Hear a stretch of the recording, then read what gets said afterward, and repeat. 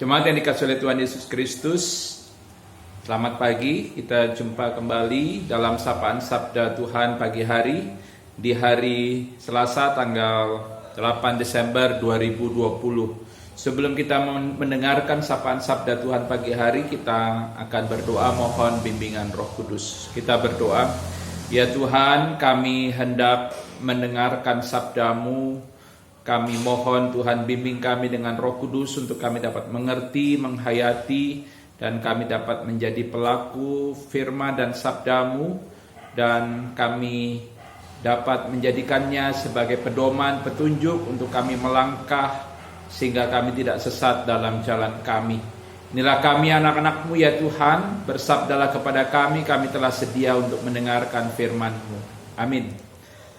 Bacaan Alkitab terambil dari Injil Matius pasal 12 ayat 9 sampai 15a yang mengatakan, setelah pergi dari sana Yesus masuk ke rumah ibadat mereka.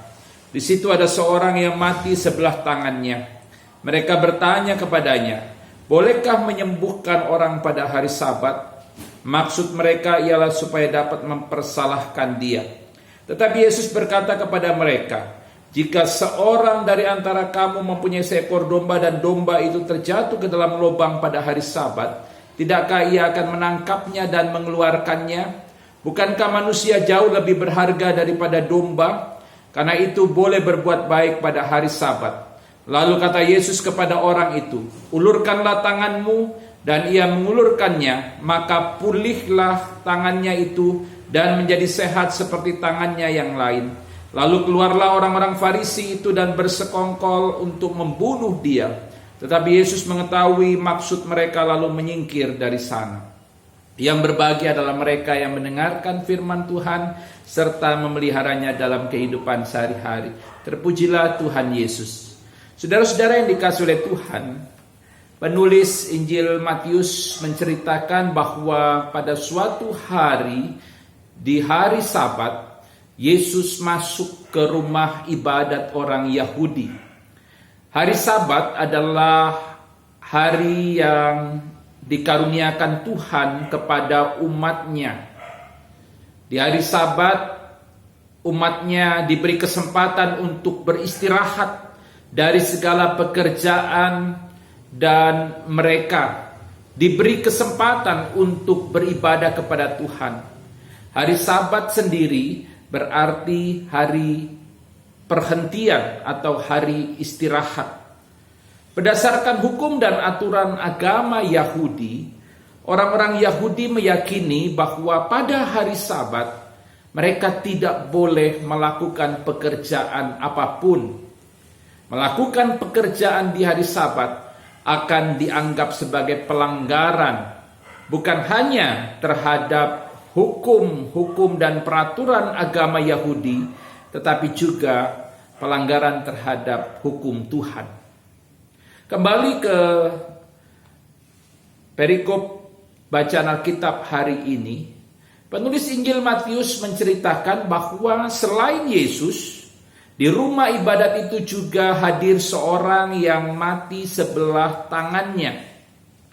Orang yang mati sebelah tangannya ini harus dilihat sebagai orang yang tidak bisa lagi bekerja. Dan ketika ia tidak bisa lagi bekerja, ia tidak lagi mempunyai masa depan yang penuh harapan. Dan rupanya, tidak hanya Yesus dan orang yang mati sebelah tangannya itu yang ada dalam rumah ibadat. Di rumah ibadat itu juga ternyata hadir orang-orang Farisi.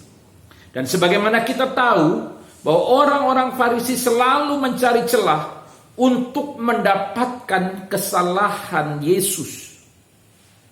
Ketika mereka melihat ada orang yang mati sebelah tangannya, mereka melihat celah untuk bisa mempersalahkan Yesus. Mereka melontarkan suatu pertanyaan yang menjebak. Pertanyaannya begini, bolehkah menyembuhkan orang pada hari Sabat? Pertanyaan itu adalah pertanyaan yang dilontarkan untuk mendapatkan kesalahan dalam diri Yesus. Mereka berharap bahwa Yesus memberikan jawaban atas pertanyaan itu bertentangan dengan yang tertuang dalam hukum Taurat tentang hari Sabat. Bapak Ibu Saudara, kita harus mengetahui bahwa orang Farisi sudah menciptakan suatu peraturan tentang menyembuhkan orang sakit di hari Sabat. Apabila seorang terkena penyakit yang membahayakan pada hari Sabat, maka di hari Sabat itu ia boleh diobati. Tetapi kalau penyakit itu tidak membahayakan nyawanya, maka pengobatan itu harus ditunda setelah hari Sabat. Nah, orang yang mati sebelah tangannya ini tidak sedang terancam nyawanya, sehingga seharusnya pengobatan itu masih bisa dilakukan atau ditunda setelah hari Sabat selesai. Nah, Yesus menjawab dengan tegas pertanyaan dari orang-orang Farisi ini. Dia menjawab dengan tegas bahwa boleh menyembuhkan orang sakit di hari Sabat. Jangankan orang sakit, jika seekor domba terjatuh ke dalam lubang pada hari Sabat, maka domba itu harus diangkat dan ditolong. Yesus dengan tegas mengatakan manusia lebih berharga dari domba. Jika seekor domba sangat berharga, apalagi manusia. Manusia tentu lebih berharga daripada seekor domba. Kalau domba boleh ditolong pada hari Sabat, ketika domba itu masuk ke dalam lubang, terlebih lagi manusia. Justru manusia harus mendapatkan pertolongan pada hari Sabat. Dan kita membaca di ayat selanjutnya bahwa akhirnya Yesus menyembuhkan orang yang mati sebelah tangannya itu, dan ia akhirnya pulih. Saudara-saudara yang dikasihi oleh Tuhan, firman Tuhan hari ini mengingatkan bahwa kasih kepada Tuhan dengan menjalankan hukum dan aturan-aturan yang diberikan Tuhan tidak boleh membuat kita akhirnya bersikap apatis terhadap sesama manusia. Banyak orang berusaha menunjukkan kasih kepada Tuhan. Bahkan ada yang sampai mau membela Tuhan demi agamanya, demi hukum-hukum agamanya. Padahal Tuhan tidak perlu dibela. Orang berusaha untuk menunjukkan kasih kepada Tuhan, tetapi ia mengabaikan kehidupan sesamanya manusia. Banyak orang seperti ini, mengasihi Tuhan tetapi bersikap apatis, tidak peduli terhadap manusia. Bahkan ada orang yang mengasihi Tuhan, menjalankan hukum-hukum dan aturan perintah-perintah Tuhan, tetapi kemudian ia menyakiti sesamanya manusia. Bahkan dia membunuh sesamanya manusia. Saudara-saudara yang dikasihi Tuhan, Yesus mau menegaskan melalui bacaan Alkitab di hari ini, yang menjadi dasar pemberitaan sabda Tuhan di hari ini. Yesus mau menegaskan bahwa jika kita mengasihi Allah dengan berusaha taat pada hukum-hukum dan peraturan serta kehendaknya, jangan sampai kasih kepada Allah itu membuat kita akhirnya bersikap apatis terhadap sesama manusia. Yesus berfirman di Injil Matius pasal 22 ayat 37 sampai 40. Kasihilah Tuhan Allahmu dengan segenap hatimu, dengan segenap jiwamu, dan dengan segenap akal budimu. Dan hukum yang sama dengan itu ialah kasihilah sesamamu manusia seperti dirimu sendiri.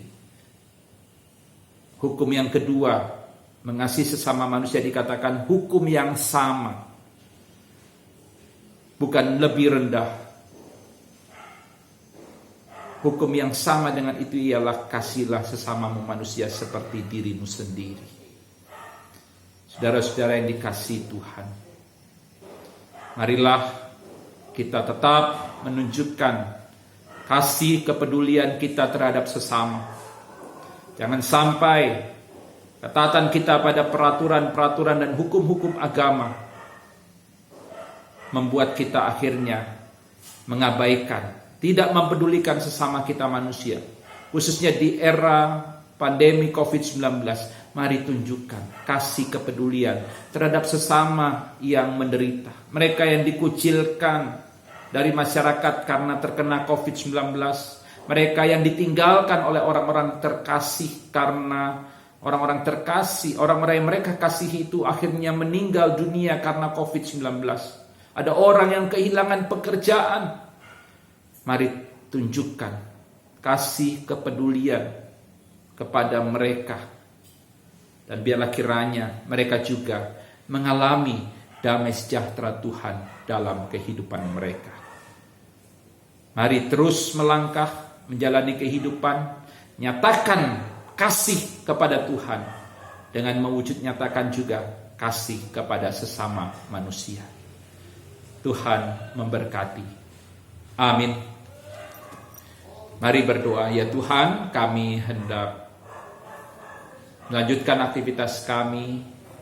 Tuntun kami untuk kami boleh menjadi pelaku firman-Mu.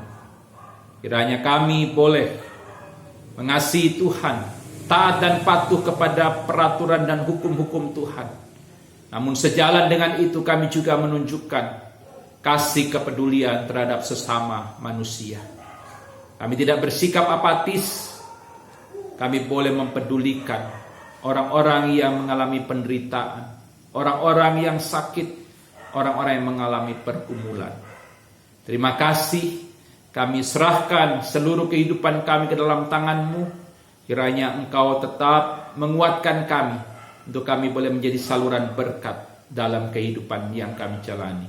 Dalam nama Tuhan Yesus, Tuhan dan Juru Selamat kami berdoa. Amin. Selamat pagi, Tuhan Yesus memberkati.